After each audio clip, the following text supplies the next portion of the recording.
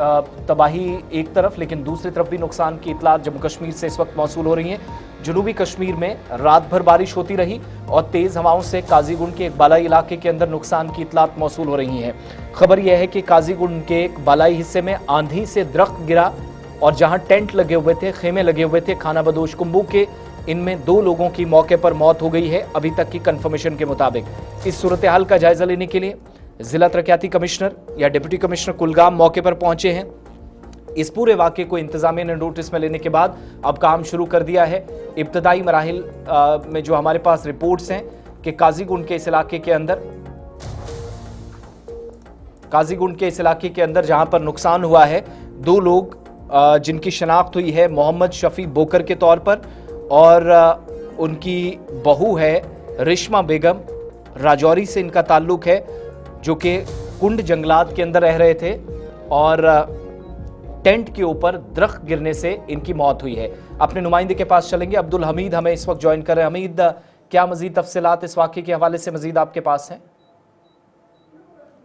जी, कल शाम को चले है जिससे हर एक खौफजदा हो गया, क्योंकि बारिशें भी हो रही थी और विंड्स भी चली थी। उसके साथ ही काजीगुंड एरिया में जहाँ पे कोंड वैली है, कोंड वैली में एक खाना बदोश खानदान रह रहा था जिनके पास माल मवेशी भी है।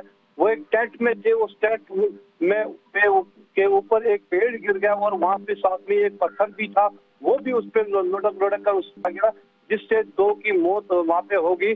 जहाँ पे बताया जा रहा है ससुर और बहू दोनों इसमें मारे गए, जो कि मोहम्मद शफी बोकर है, उसकी शिनाख्त होगी, और रेशमा बेगम जो उसकी बहू थी वो भी वहाँ पे मारी गई है। यहाँ पे बताया जा रहा है कि जो बाकी उनके पास पहुंचने की कोशिशें की जा रही है हेलीपैड की सूरत में। वहाँ पे डीसी कुलगाम इस मौके का मुआयना करने के लिए जाने की खातिर चले गए हैं। अभी देखने वाली बात ये होगी, क्योंकि हायर नीचे से वहाँ पे पहुंचना मुमकिन नहीं है।